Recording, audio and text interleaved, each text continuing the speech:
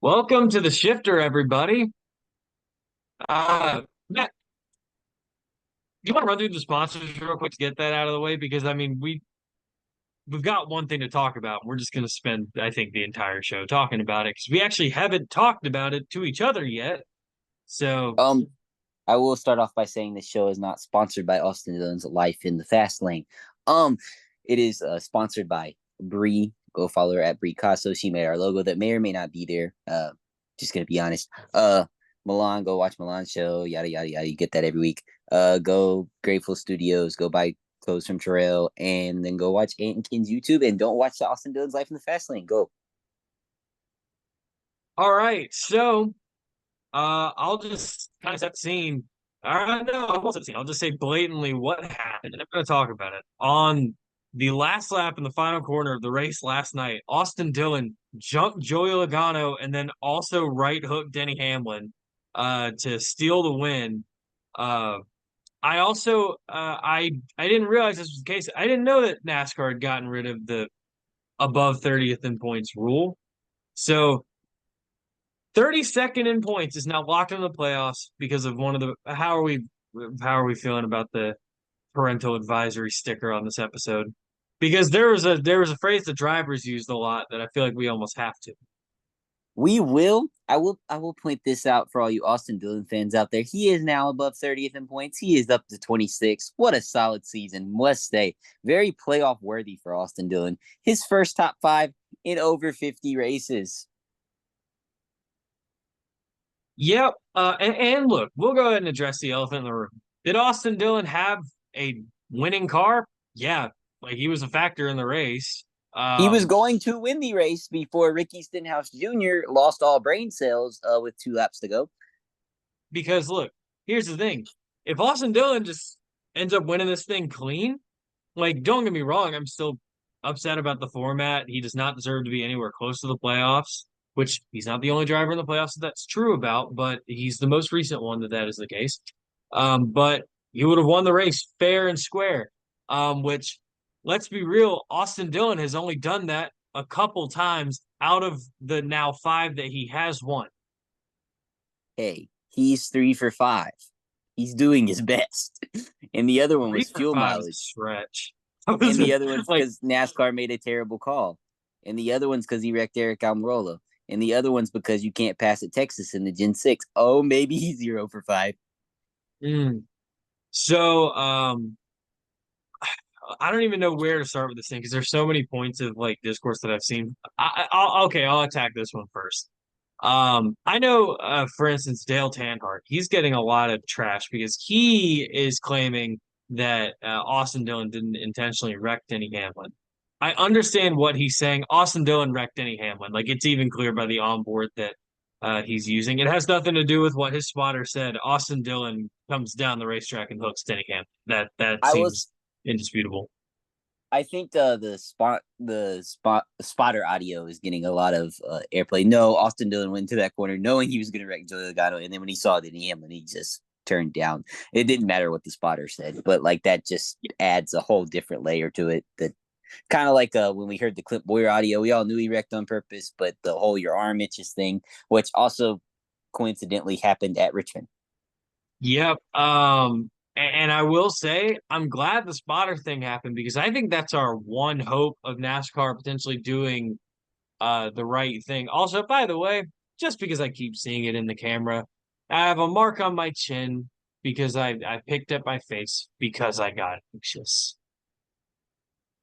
He got anxious because he knew Austin Dillon would be in the playoffs this season. I knew he And when was he in my is rearview mirror. And when he is 5 points out going into the last turn at Bristol,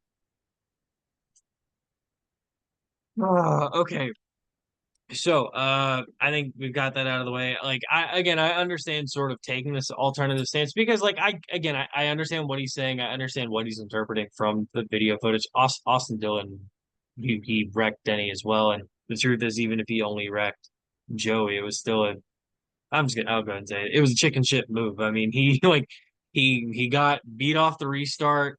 he, Joey yarded him, and he went into that corner with absolutely no intention of making it.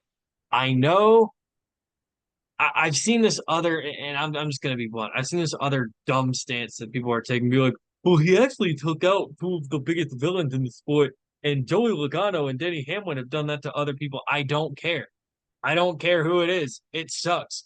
Get like Austin Dillon is I'm not gonna say the silver spoon thing because at the end of the day, the dude he is the equivalent, in my opinion, of like a quadruple A baseball player where he would be perfectly fine in the Xfinity series, and he has his had his moments in the Cup series, but he doesn't deserve to be here.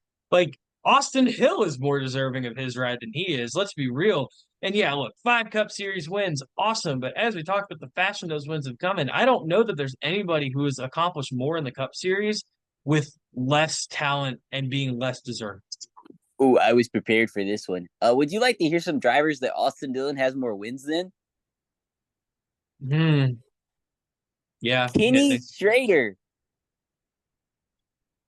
Ken Wallace, Bubba Wallace, um, as well as Austin Cindric. That one you can argue if you want to. I know how you feel about Austin Cindric, but I think Austin Cindric might be more talented. But also Chase Briscoe, Martin Truex for like the first decade of his career. Um, and yeah, that's it. You can go look up some more Derek Cope if you want to add that because I think they're about very comparable talent wise. Oh, and Michael Waltrip. Derek Cope's more talented than Austin Dillon. Come on, right? Like won his races in a time where it was much more difficult. I mean, Won a pole at Charlotte in 1997. Never forget. so again, before people, I mean, you're not going to run to the comments anyway, but like before people want to jump, be like, oh, but 5 Cup Series wins, and then I could not care less. This dude is such like he's lame. Like that's all I have to say about this. This is so lame, and that's the other thing that I want to talk. We'll talk about the implications, like what NASCAR may or may not do, and what this means for the sport. But another narrative that I've seen is I know people made the joke is like Pop Pop would be proud, but like I have seen people being cognitively dissonant enough to try and like compare what he did to like anything that Dale has done in his career. And Matt mentioned this one specifically, but everyone posted a clip of Richmond from '86 where uh Dale just right hooks Darrell Waltrip. And it's like, I'm not telling you it's right. Like Dale Earnhardt Dale wrecked me didn't so win that like race, by the way. Kyle Petty yeah, did. no. I'm just even sort of saying I'm not No, saying I that know what that. Dale did was right. I'm not saying that any like you could like I don't know him dumping Terry Labonte was it right? Maybe not. But here's the difference between Dale Earnhardt and Austin Dillon. Dale Earnhardt drove aggressively. That was his style of racing, for better or worse, right? He also was just one of the best. He wasn't wrecking people because they were better than him. Austin Dillon wrecks people because they're better than him because comparatively to the vast majority of people in the Cup Series, he sucks. Compared to Joey Logano, he sucks. Compared to Denny Hamlin, he sucks. That's what he had to do to have a shot to extend his season was wreck him. He like just like sure he was going to win the race fair square he had that caution knocked him out. He got beat on the restart. He just got beat. And again, I know people are going to jump to go, what about what Denny Hamlin did to Chase Elliott at Martinsville? That sucked. Like, yeah. Oh, what about what Joey did to Matt Kenseth back in 15? That sucked too. It doesn't matter. I don't care who he wrecked. This is the most chicken shit way to win a race I've ever seen. And I've watched a lot of NASCAR, man. Like, oh my God. I'll just further help. I won't drop the F bombs. That might be too far, but like how absolutely lame this dude is. Oh, like Austin Dillon. Um, Austin Dillon is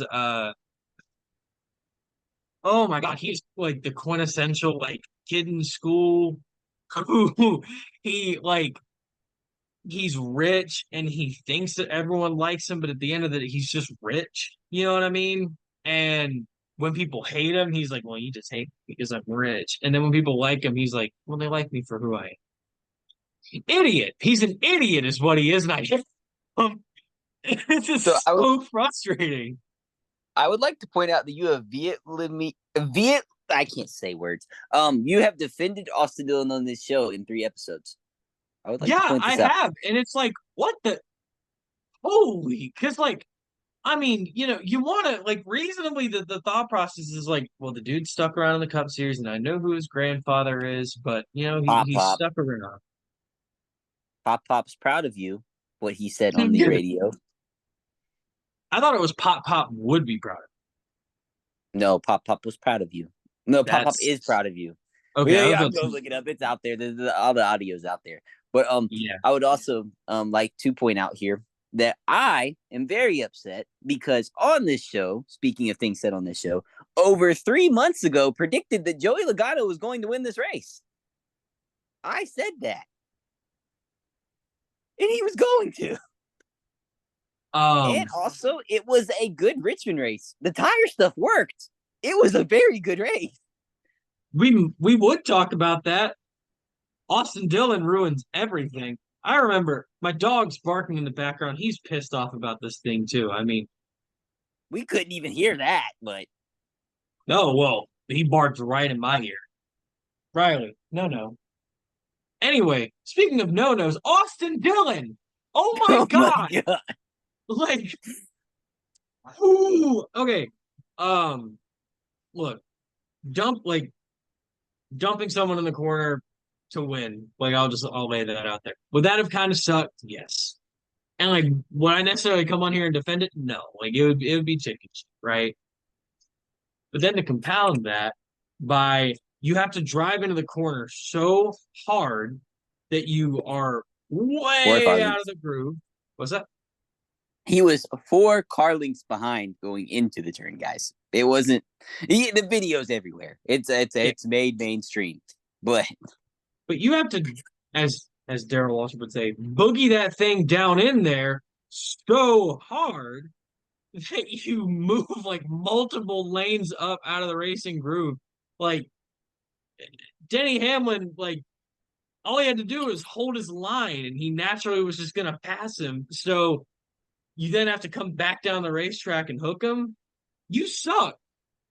That and sucks. It's not a win to be proud of. And I'll go ahead and tell you this: the officials need to take action because I can't blame Austin Dillon if they don't tell him that he can't do that. And then if they don't tell him he can't do that, then nothing is stopping anybody else from doing it. And at that point, it's NASCAR's mess. well, we've seen drivers be suspended for right hooking the last 2 years. And if the SMT data can confirm what we all kind of know, that he wrecked Denny Hamlin on purpose, then he should at least be suspended for Michigan in theory, right? Mm-hmm.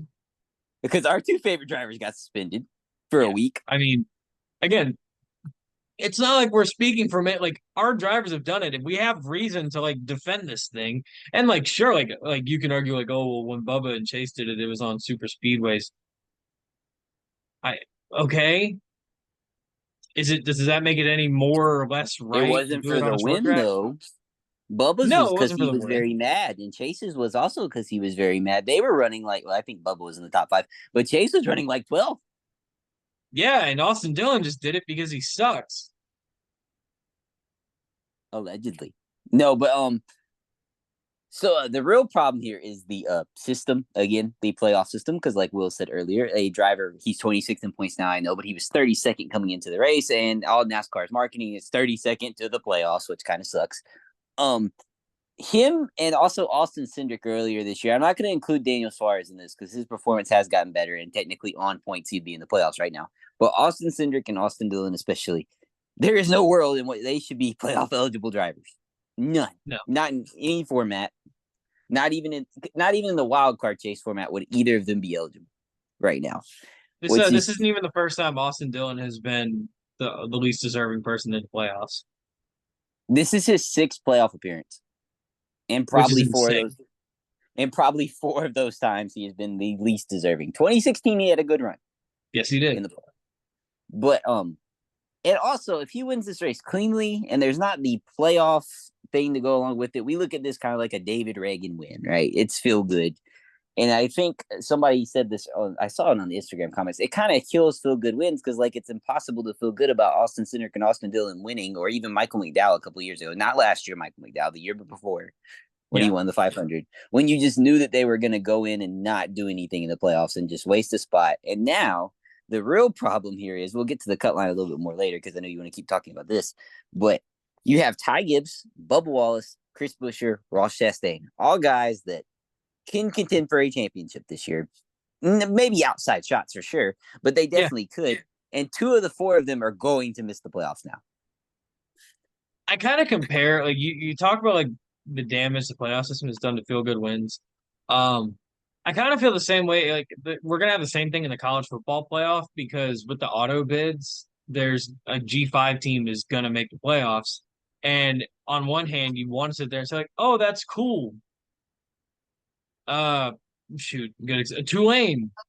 Tulane's gonna make the playoffs, but then Yeah. you're gonna sit there and go, "Ooh, wow, 10-2 SEC team might have got left out because that one spot was taken up by an auto bid." And it's the same thing in NASCAR. Like, it's like you said, if these outside contenders winning didn't totally wreck the postseason, then it would still be cool. But now seeing someone who is not in the top 20 in points win sucks because they don't deserve to be there. And like this isn't just because like my driver's a bubble guy.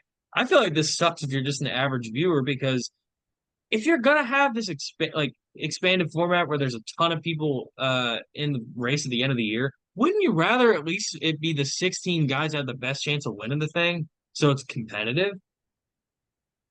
Yeah, and honestly, I mean, if you want the wild card winner, you had it right. Just have the top 10 in points make it, and then the two guys below that have the most wins. You can even take out, heck, I don't care if it shrinks the thing. You can take out the top 20 in points thing, and the two guys below that have the most wins can get in.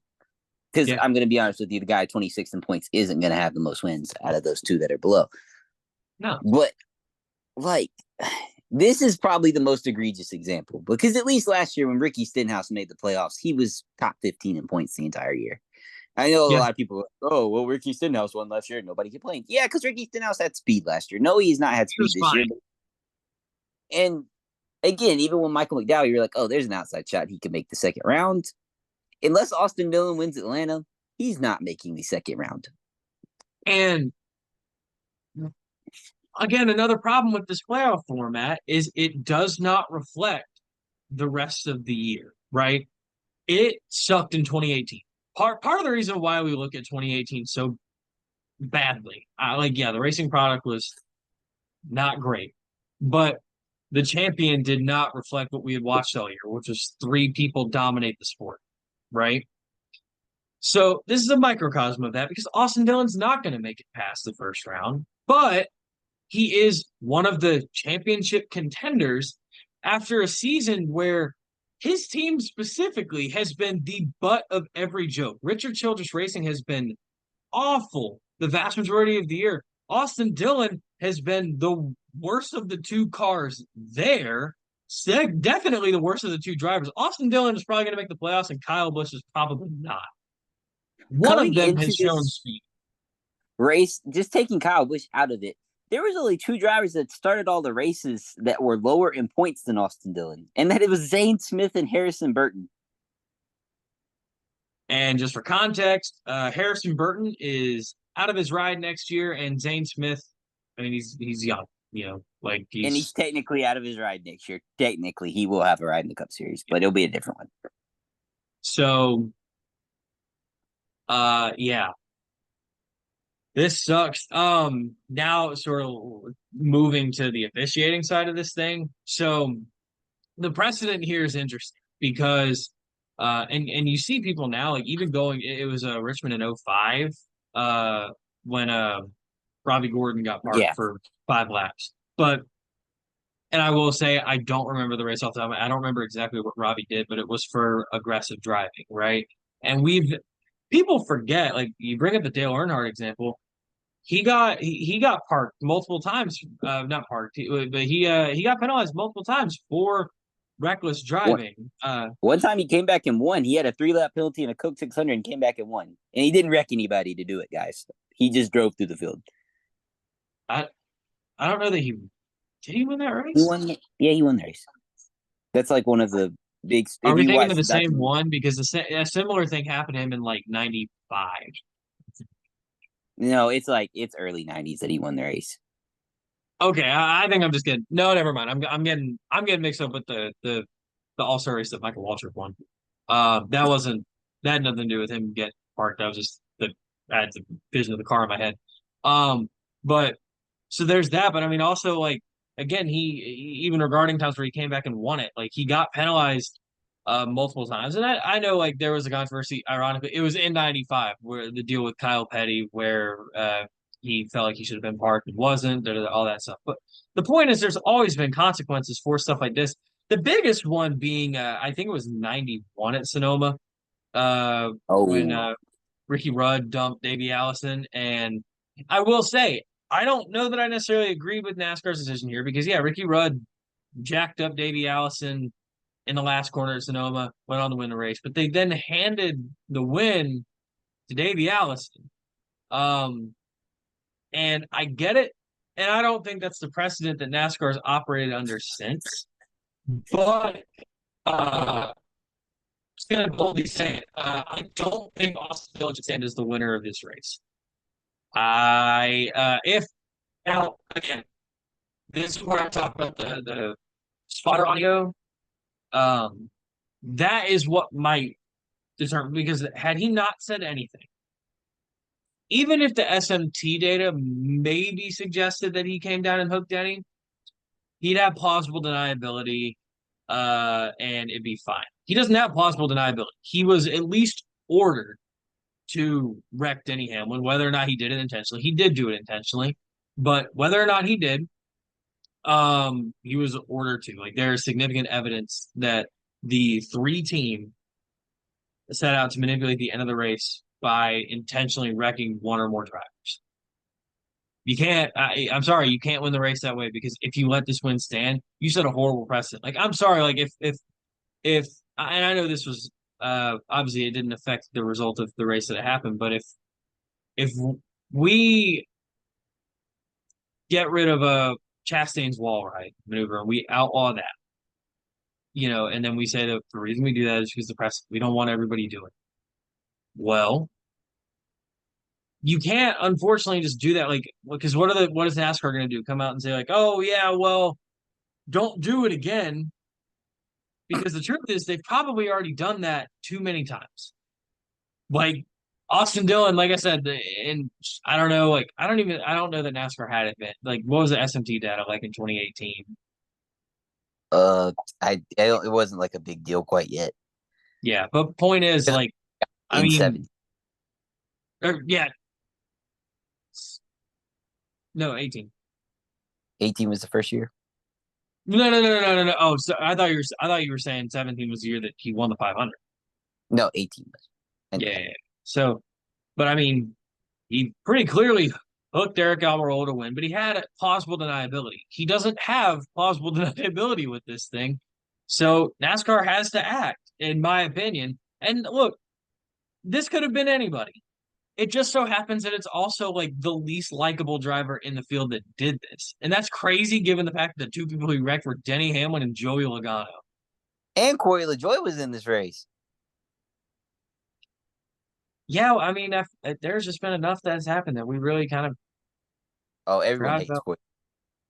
No, I mean, he does, but just like we're not talking about him anymore, which, well, yeah, that sounds like a story for He's Joey's. ahead of Austin Dillon in points coming into this race. So, Matt, I ask you, like, what do you think regarding officiating should happen here? Well, I'll tell you what I think is going to happen, and then I'll tell you what I would do. Elton Sawyer will be putting out a statement on SiriusXM on Tuesday that NASCAR did not have enough evidence to take away the win. And no, guys, don't do that. Bad, Austin. That will be the statement given by Elton Sawyer, but in probably bigger words. Maybe not because it is Elton Sawyer, who go look up his NASCAR career, won a lot of races. Um, I also, after you, I want to talk about Elton Sawyer's comments from after the race. Um, what I think should happen is even if you don't take away the win, just like take away the playoff berth. because that's worse than taking away the win. That's why the win matters, right? Just say, oh, you can keep your win, you can keep the money. That doesn't affect really any driver the money if you're in the Cup Series, but keep the playoff berth and you get dock. You take away the playoff berth and you get dock points. Because then if you take away the win, you're gonna hear a bunch of stuff about, oh, they just wanted Denny Hamlin to win, because they're already getting enough stuff for moving Denny Hamlin back up to second. So, I say just take away the playoff berth. I think that's the only thing that we have a shot of happening, and I don't think even that'll happen. I think he'll get maybe placed on probation and dock some points. Yeah, and the thing about like taking away the playoff berth, I feel like the method of doing that is honestly you actually would suspend him for a week and then deny his waiver. Yeah, well, I don't think you can do it like that because they gave Chase and Bubba a waiver. Well, here's the problem is that you can, but they won't. Which is why again the precedent that has been set is dumb because they've handed out these waivers like candy. Um, but Hey, I I love mean, some candy last year, even though we didn't get to use it. here's the thing. I actually think you could, even with the precedents that you could do it because what Bubba and Chase did was not race manipulation. This was race manipulation, like with the sole goal of gaining that playoff spot. So if you certainly could suspend him and then revoke his or not offer the waiver because of that. But let's be honest here. It's like you said, Elton's going to give like a vague sort of response to like, well, they didn't have enough evidence because that is what he said at the track. He's just going to say that again, but with you know less immediate like response from the reporters in his face. He's gonna say, "Oh, guys, don't do this. We're gonna really lay down the law." Um, Maybe he finds Austin Dillon. Like I could see it. And it's like you said, the probation, but we're not gonna have anything substantive done. The three car is gonna be in the playoffs. Off of one of the more chicken shit moves ever, if not the most chicken shit move ever. And he will be running 28th next weekend. And probably for the rest of the season, except for Daytona, Atlanta, and Talladega, where he will probably wreck two of the three races and then be in contention for the win in one of them and probably wreck someone else, but probably not win this time because Austin Dillon wins once per every 2 years in a way similar to this. Yeah, so Do you want me to get into the little things real quick? well, hold on, let me see how much time we have. Or just something. Oh, well, we have like a good bit of time. So get into sort of like what got us to this point. Well, quickly, I did want to shift series focuses very quickly because, for some reason, a month earlier, the Truck Series sister playoff field, Ty Majeski won that race. And if you do care, Ty Majeski, Ben Rhodes, Daniel Dye, Raja Caruth, Nick Sanchez. Let's see if I can do this all off memory. Christian Eckes, Corey Heim, Taylor Gray, Tyler Ankrum will. You were right. Did Told not you. win. We're missing one. Who are we missing? Who am I missing? Give me a second. You already said Nick Sanchez. I did. That was the one I missed when I did this. And give me a second, guys. I'm not going to make you sit here. I know we don't have all the time in the world. I failed. I failed my job. Grant Enfinger. Yes, you did. And I would also like to say this will be the first ever Truck Series playoffs without Matt Crafton. He did not make it this year, finally. But okay. So back over to the Cup Series. Sorry for that little segue. I just knew I would forget about it. So, basically, the race started off with a Gibbs running 1, 2, 3. Denny Hamlin ran away and hid, but then his car fell off, and the dominant car of the day took shape in Christopher Bell. But the other dominant car of the day was due to tire strategy. Yes, the tires did work, unlike they did at North Wilkesboro, which made this race very compelling. And the first car to get on these tires was Daniel Suarez. And Daniel Suarez started in the back of the field around the 21st position. And he went from 20th to first in like 10 laps when he got on these tires. It was amazing to watch. Him and Michael McDowell both kind of went to the front. Michael McDowell only got to like fifth, I think. But Daniel Suarez, not only did this happen, but when he got put back on the regular tires with the rest of the field, he ran second. The car was good. And Daniel Suarez would take the lead back from Christopher Bell by the end of stage 2 and win stage 2 of this race. But the problem with the strategy was everyone else had two sets of the faster tires left, and Daniel Suarez only had one. So at the start of the final stage, he kind of became a non-factor again and fell back to 16th. And then Christopher Bell, the dominant car of the day, would take the lead until on a stage 3 pit stop, Christopher Bell would do what he tends to do when he has the dominant car of the day and speed on pit road.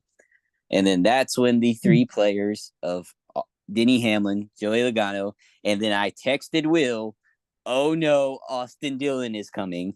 Because Austin Dillon started to make his way to the front, but I was slowly thinking, Denny Hamlin's got this. He's got clean air. This is Richmond. Everything will be fine. Everything was not fine as Austin Dillon would pass Joey Logano and then pass Denny Hamlin and take a 2-second lead. But due to Daniel Suarez being off strategy, Travis Mack made an interesting call as the rest of the drivers in the field were saving their last set of tires for a green-white checkered restart, which we would eventually get.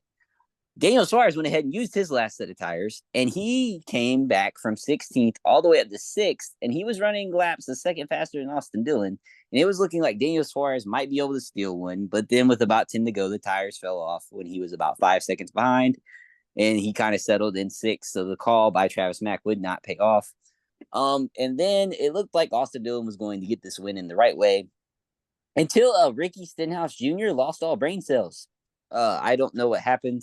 It looked like he just missed the turn and crashed Ryan Preece. And this on lap 399, well, lap 398, I guess, would be our first caution for incident of the day. By the way, this was a good Richmond race and a good short track race without crashes. And then that would set up the finish that you all saw. And the top 10 would be first place, Austin Dillon. Second place, Denny Hamlin. He did cross the line like 5th, but they gave him back 2nd because the caution came out for Joey Logano after he hit the wall, which I was kind of hoping they would just say he was in the lead when the caution came out, and we could have avoided a lot of this. Third place would go to Tyler Reddick. Fourth place, who we'll talk about in a second, was Bubba Wallace, another outstanding run for that 23 team. They were in the top 5 again all day and might have had a shot at the win if it wasn't for his pit crew. Fifth place was Ross Chastain, who much needed for the one team. Sixth place Needed was now, bad. He did. Sixth place was Christopher Bell. What a bounce back. Imagine getting a speeding penalty on the short track and being so fast, you come back and get sixth place with just one caution. Seventh place, Kyle Larson. Very quiet day for him. Attaboy and our underdog of the race, because we're not going to give it to Austin Dillon. Carson Hocevar finished 8th in this race. Carson Hocevar. Ninth place was Chase Elliott, and coming home in 10th was Daniel Suarez, who did not have the fast tires on this final restart, but was able to hold enough ground before all the craziness happened to keep a top 10 finish and led 65 laps on the day, the most he's ever led in the Cup race. Well, so you mentioned, obviously I want to talk about Bubba, and by the way, I thought his post-race interview was very interesting. He stayed out of it. And then he had to say something. So, like, again, I kind of like the situation. I kind of thought would screw me over like crazy because it's another winner. But Bubba actually is now finally above the cut line again. Which, I mean, again, I gotta accept that I was wrong. 2 months ago on the show, I said that there was no chance Bubba Wallace makes the playoffs. Now, again, I'm very confident that he will because this team is moving in the right direction. Like you said, obviously, pit crew woes have kneecapped this team again, but at the end of the day, I will absolutely take a top 5 finish, especially when they get to the playoffs. But also regarding his comments, he basically said that he was ready to go congratulate Austin Dillon on the win like a man, and then he went and won in the way that he did. And I've also seen another interesting narrative, the way people talk about Bubba Wallace. Can you imagine the reaction if he would have done this? Well, there would be a lot more cries for a DQ for sure. I'm sure by the NASCAR fan base, just to put it very calmly. In contrary to popular belief, Bubba is not the one with the spotty track record in regards to wrecking other people. That'd be Bubba that guy right there.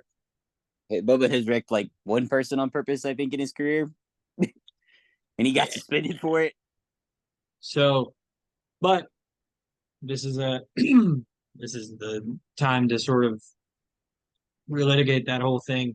As far as what this does for the sport, like I mean, as far as media coverage, this is great. We got our first Bleacher Report first, so we'll take it, and it, I mean, if the fine folks over at ESPN know anything of what they're doing, this should be talked about even on like first take. They don't know shit about NASCAR, but I mean, Stephen A doesn't know anything about college football or baseball, and they talk about that on first take every now and then. So, um, I mean, I don't know. And I, again, you mentioned it earlier, but NASCAR already talking about the 32nd to in the playoffs as if this is a good thing. It's not. It's not a good thing. The postseason format sucks. And you know what? I'm kind of looking at this as sort of like okay, are we finally highlighting the issue here? Because for some reason, I know I've said this a million times, but for some reason, me sitting here and going, okay, there are 36 races in a year. The same guy could win the first 35 and then finish second in the last race and lose the championship. Somehow that's not enough to tip people off and say this format sucks so bad we shouldn't Kevin do this. Harvick almost did it in 2020. Won't go down that rabbit hole, but God, can we at least get rid of the win in your end? Like, if you want to say multiple wins in your end, I actually think that's fine. That would almost offer because there are a lot of guys like who you can get to sort of this point in the season that like have the one win and getting another would be huge. Like I'd be fine with that because it's hard to back your way into two wins. Well, then Austin People, Dillon would just kill the field in Daytona. What are you talking about? This is Austin Dillon's life in the fast lane. Have you watched the show, Will? Good Lord. oh, I saw the meme where somebody said with him pissing off Joey and Denny, they're about to prove Elliott Sadler's theory right, and that he is about to be so Another driver far that has above the less catch pen. cup wins. Elliott Sadler has less cup wins than Austin Dillon. Hey, they have the same amount of wins at Texas. But one of them was done in a terribly hard package to win. And one of them, the driver just stayed out and blocked air and had his teammate behind him with orders not to pass him. Guess which one was Elliott Sadler? So we'll kind of go ahead and wrap this thing up because I don't know that there's much more to say other than yeah, this sucks. I really don't like Austin Dillon. Do you not know the plot, Will? This is NASCAR's master plan to bring back Dillon's life plane. This is the drum up publicity for Austin Dillon's life in the fast lane, not full speed. Austin Dillon's life in the fast lane Well, if it was going full speed, it just would not be factually accurate because he never goes full speed. He barely goes in the fast lane. Most of the time, he's in the right lane pulling over for the leaders. Yeah, RCR has been just the joke of the 2024 NASCAR season. Austin Dillon is just a joke. And that'll do it for today's episode of The Shifter. I don't know what day it's going out. We're both Matt and I are starting our college semesters, so content schedule is going to be kind of tight, but we're going to try and at least get the shifter out to you and hopefully have some other stuff going on. So as always, we thank you for watching. I have not been Austin Dillon, and that's a good thing.